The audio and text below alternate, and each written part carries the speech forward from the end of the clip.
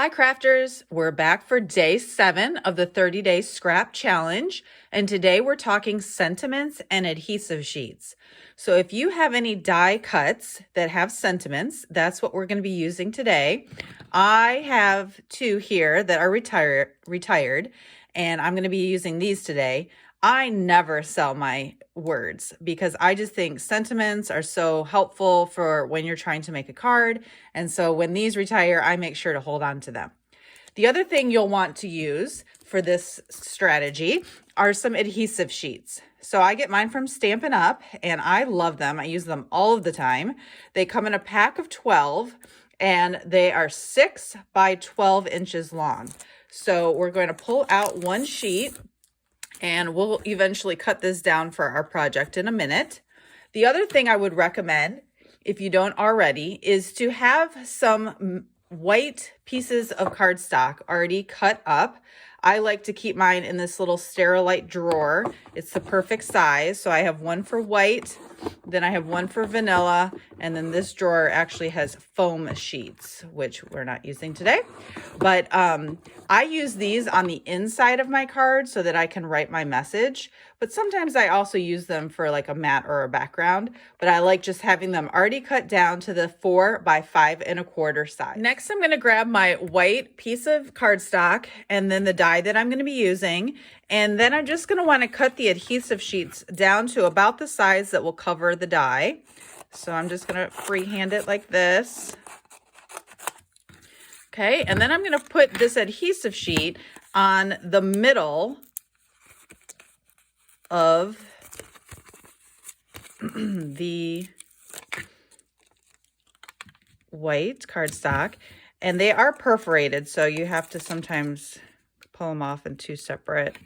Okay, so now you can see that that's just in the middle. So we're going to flip this over, and then we're going to take our die cutting side down, and we're just going to place it right there in the middle when we run it through the die cut machine. Okay, my next step is to find another mat or background that I can use these pieces with. And because this is white, I'm going to want to find something with some white in it, but also maybe a darker color so that there can be a contrast. I always like blues, so that could be an option. Not feeling Christmas right now. This brown could be an option. I always like black and white, so maybe this could be an option. I've got lots of that paper, so maybe I'll use that. What else? You know, this leaf could be a good option, but I'm not feeling leaves either. So let's just go with this one, okay? So from here, I know that I'm gonna probably want a white or a black base, maybe a gray base, something along those lines. So we'll probably pick one of these, okay? And then don't throw this piece away because I actually like to then layer this and use it so that I've got a mat. And therefore, I'm going to want to cut this one down a little bit to size. So I'm just going to trim a little bit off of each side.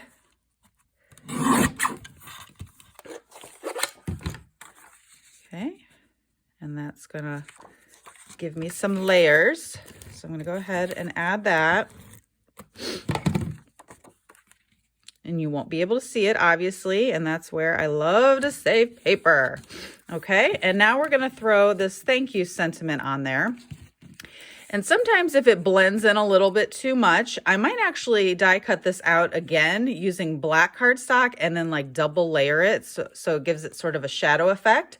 The other thing I might do is come into one of these other drawers that I have, and this one is labeled shapes. So any kind of circles or squares or, you know, just random sort of shapes that I've die cut out. So here's like a black piece that might be good at putting behind that.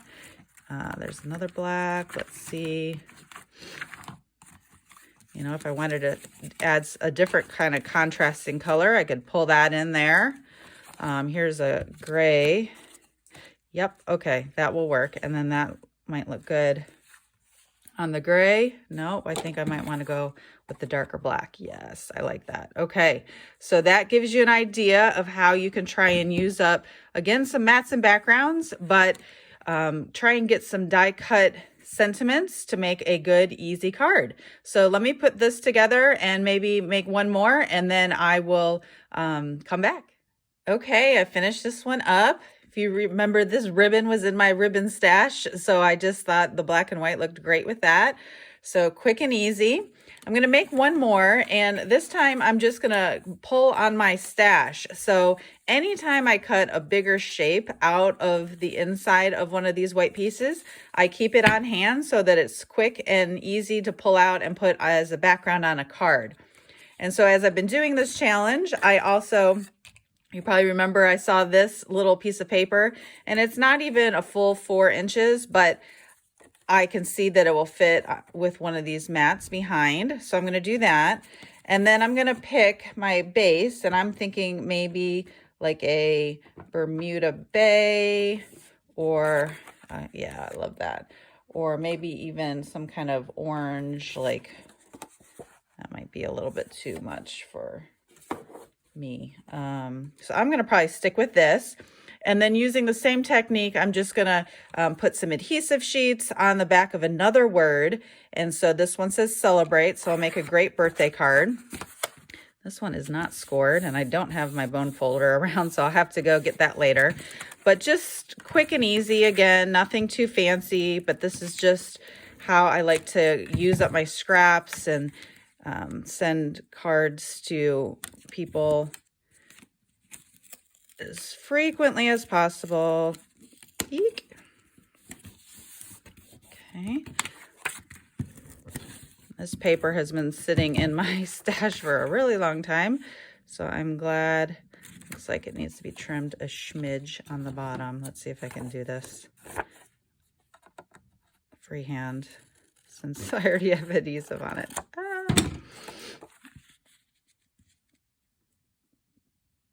Yep, okay. And then with the adhesive sheet, just remember it's a sticker, and so you just peel off the back. Sometimes it might, because of that perforation, it might come in different waves, so it can be a little challenging to get off, but once you've got it, it usually pulls off. You just have to be careful not to rip your sentiment, and make sure you get all these little inserts out. Okay, now we have celebrate, and cute. I'm probably gonna find the word you in my scrap bin somewhere to just sort of put right down here at the bottom. But just to give you another example of how to use sentiments with adhesive sheets to try and make a quick card. Make sure you post yours over in Stamp with Cheryl. Happy crafting.